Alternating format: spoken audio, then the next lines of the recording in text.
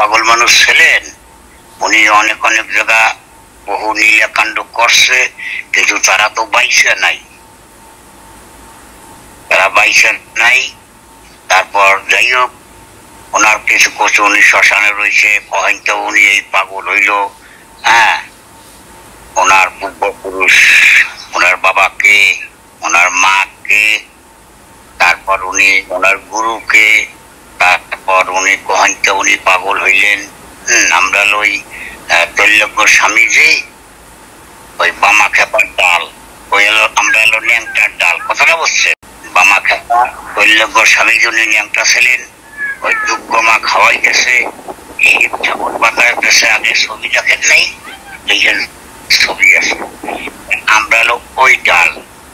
যাই হোক, মাঝখানে আমার ঠাকুর তো যতন পাবলো তার থেকে যে সমস্ত আবির্ভূত জিনিসগুলো উনি কামাই করছে, এইগুলো আমি কিছু তোমাকে যাই হোক একটা লিখিত ভাবে, ঠিক আছে, ওনার কিছু নীলা কাহিনী একটা লিখিত ভাবে আমি তোমার দেব। তোমার জ্ঞানের দ্বারাই ওই যে তুমি কাজ করবা। আর যে জায়গা দিয়ে নীলাকাণ্ড করছে, ওই যজ্ঞে নামছে, এরকম বৃষ্টি হয়েছে, খরচ গেছে, ওই সেটা প্রকৃতি, এটা নামবে। তাহলে নামলো, এই যে জায়গা যদি সৎ থাকে, কোনো স্বাচ্ছন্দ্য থাকে, তাহলে প্রকৃতি ওই দৃষ্টিটা হয় না, একটু ঘুরে যায়। এরকম নীলাকাণ্ড ওই যজ্ঞ করছে, আগুনে নামছে, নীলাকাণ্ড বহু দেখাইছে উনি। যাই হোক, আমি কিছু ওই আমার ছেলে আছে, অনেক দিন আমি পাবো, ও লেখা তোমার একটা তত্ত্ব, কিছু তত্ত্ব আমি তোমার দেব।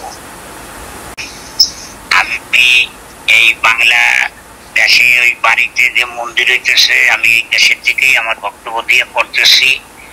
আর এই জায়গায় যে কাল্লা, আমি ওই বক্তব্য মন্দির করতেছি, ওই ছাদ হয় নাই, ওই সিঁড়ি টিড়ি ওই প্রস্তাব করা হয়ে গেছে। আর দিনাজপুরে ট্রান্সফার করছি, ওই জায়গার ছাদ হয়ে গেছে, আর একতলা কর্ম করতে হবে।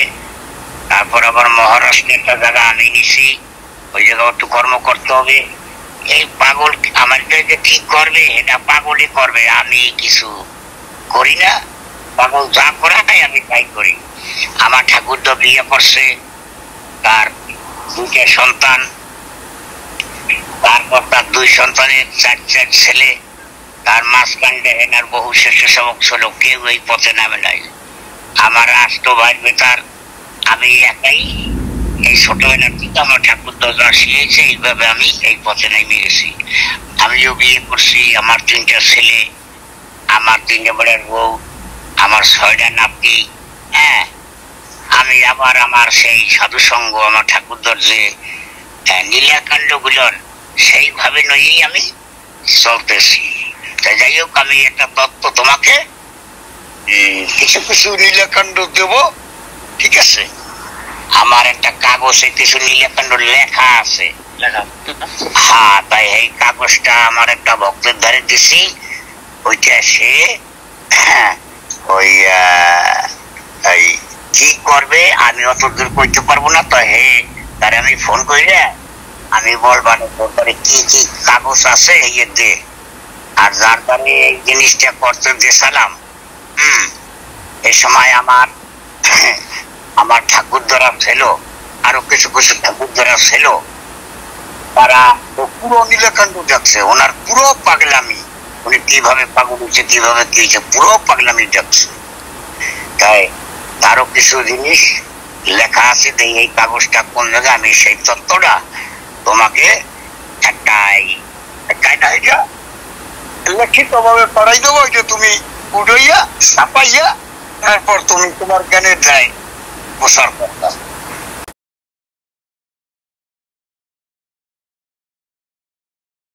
হ্যাঁ, তোমার মা বাবা, তোমার পূর্বপুরুষ, তোমার গুরু তোমাকে ভালো রাখুক। জয় গুরু, জয় গুরু। ঠিক আছে।